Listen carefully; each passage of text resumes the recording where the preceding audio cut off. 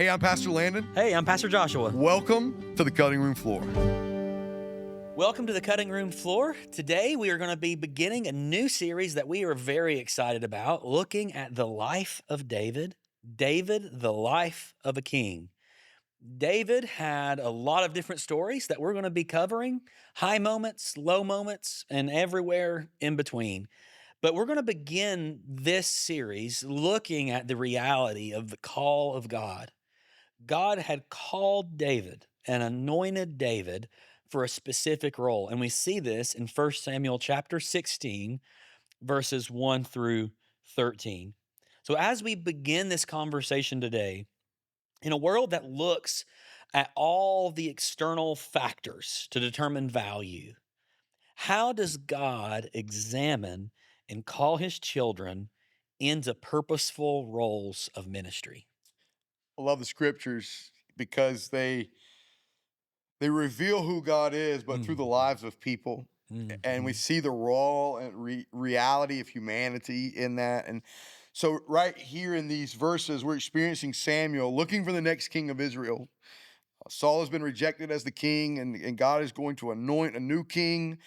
And Samuel goes to this family, and he's there, and he's talking to dad, and he says, bring your sons. And they line up all the sons, the strong, strapping young men of the family. And certainly the king is in this lineage. Here we are. And Samuel looks at all the sons, and that God is not speaking. And he says, surely this isn't all of your sons, because the king is not here. And there's one more son out in the pastures who nobody would esteem to be a king. He's not in a position, he's not in a posture at that point in his life within any aspects of what is transpiring in his age and all the human factors that we would put into kingship. His family believed those weren't in existence of David, who was out in the pastures. And ultimately, we know that they go and get David, and surely he is the next king of Israel. And so we learn through this moment that we as people, we have deemed success, and we have deemed the opportunity for receiving next steps in life and the callings of life. And ultimately, as we think about ministry, we try to even put that in a box. And what does that look like? And what does that feel like? But what we see with God in this moment is God is a God who observes and appreciates and loves the hearts of his people. And so all the other aspects, I've always loved the saying, God does not call the equipped. He equips the called. And we see this with the life of David. Absolutely. We see this reality that no, he wasn't equipped to be king. Like, it didn't make sense. But God is a God who oftentimes does not make sense in our human terms and human minds, but all the more through that which doesn't make sense, we see the power and the reality that God is at work. And so God choosing David to be the next king, we see there that ultimately the scriptures describe David as a man after God's own heart. And that's going, like you said, there's going to be so many highs and lows as we take this journey through David's life. But because of his heart and the posture of his heart and the worship of God and his love for God, God knew that this was his man to be the next king over Israel. Yeah. What I find beautiful, as you had pointed out too, with the scriptures just let the truth be the truth. Right? But like David's not even invited to this party starting off. Like, Surely. all the brothers are there, and he's like, Samuel's like, is there anybody else? Right. So I guess the thought was somebody's got to watch the sheep. Yeah, that's Somebody's right. got to still keep Yeah. working. And this guy surely isn't going to be the one. We got the eldest brothers, and then it comes on down from there. And so, all those outward judgments and that there's were being such a made. word of caution for us because there are going to be times for us as ministry leaders, as moms, dads, as, out in the community there are going to be times where we know that God is calling the next person, moving someone into the next place, position, and we're looking at all the external factors.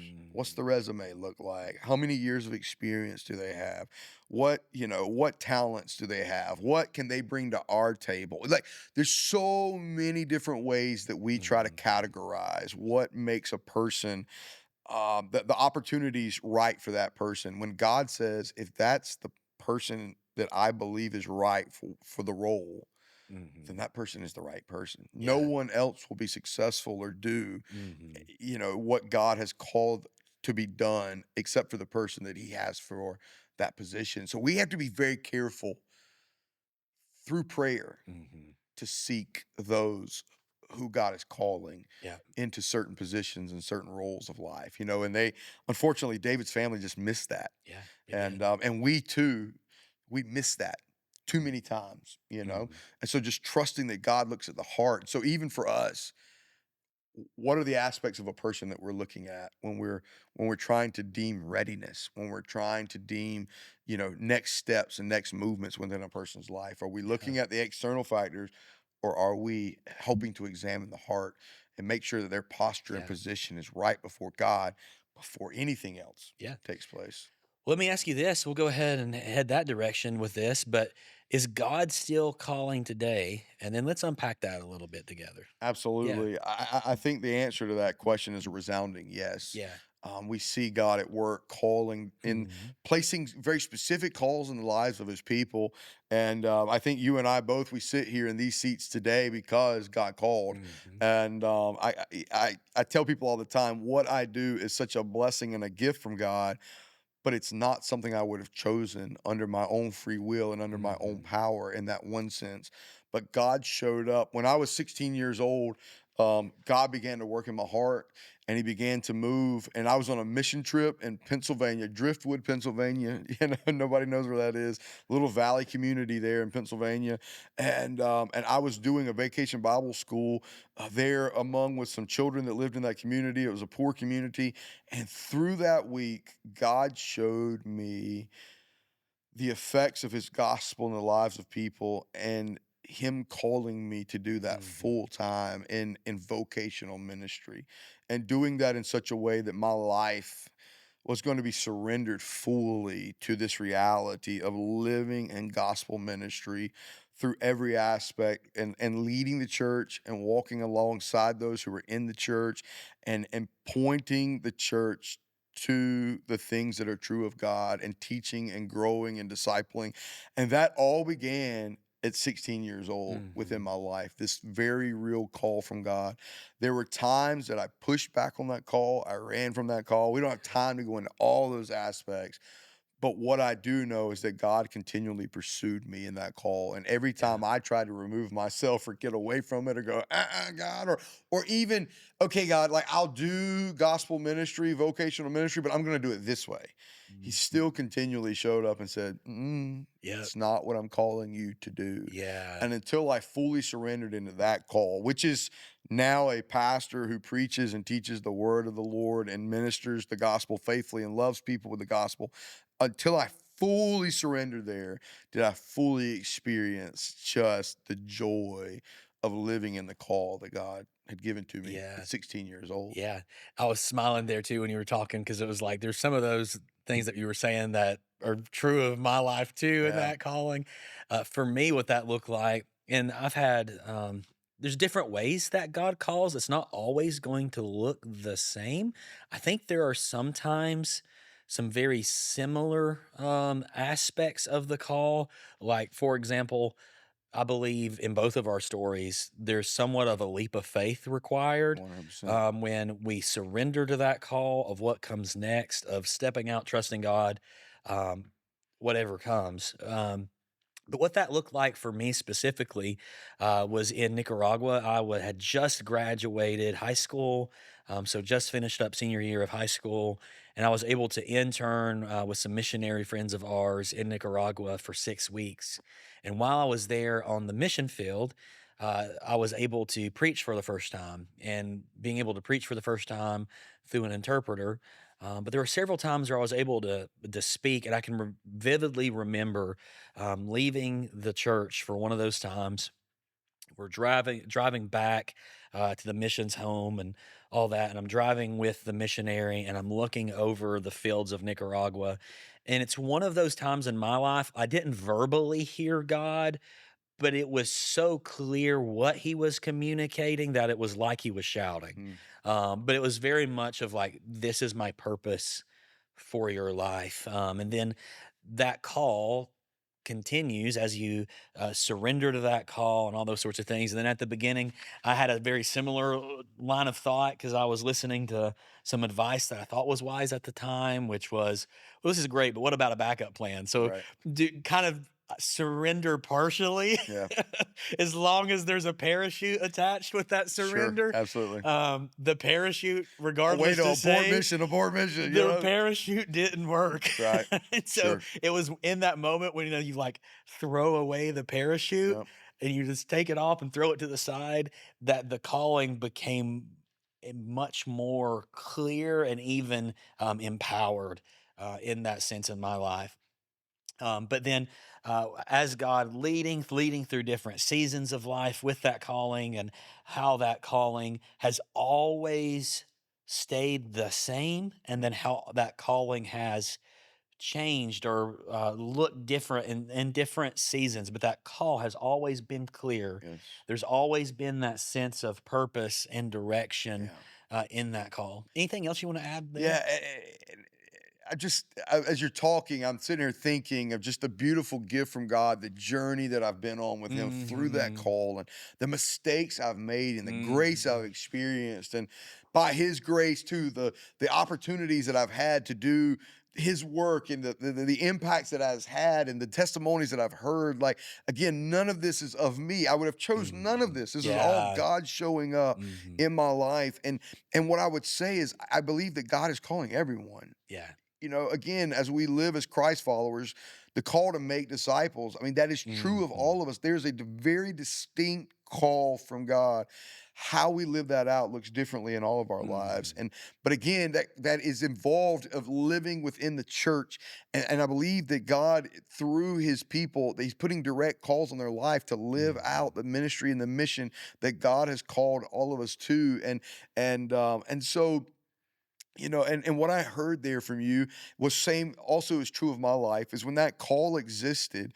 Again, here I am now 23 years later, in this role that everybody sees now, but that call began a journey in my life then Yeah. of, you know, singing songs with children at VBS in the summers Mhm. because I wanted to be a minister of the gospel and to do the Mhm. work that God's called me to do. And in summers, I had some part-time roles where I was leading music ministry within churches, and so all that to say then, as I think back to those realities, those beginnings, what would you say to someone who is sensing a call right now from God? Yeah. What would you tell them to do? Yeah.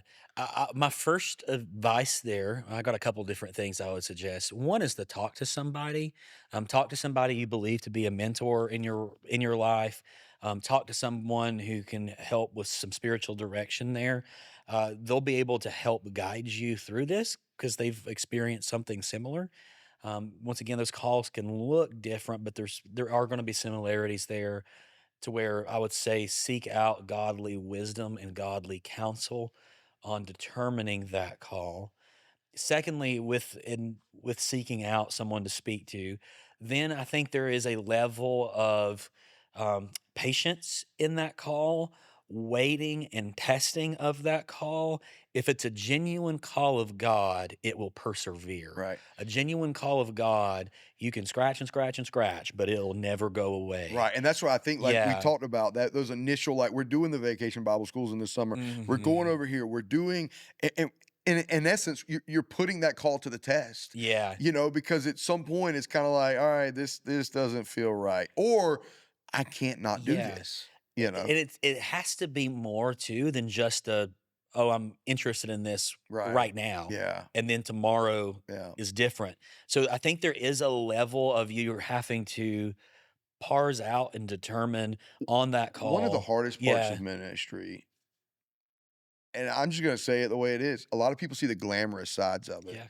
And I wanna do that, like, Mhm. aspect, and then they get in the trenches of the ministry. Mhm. And again, this is, I know every aspect of life has its trenches, but they get into the hardships and they realize that Mhm. the glamour parts of it are only, and I use that word glamour, but it's just the being seen, being up front. Mhm.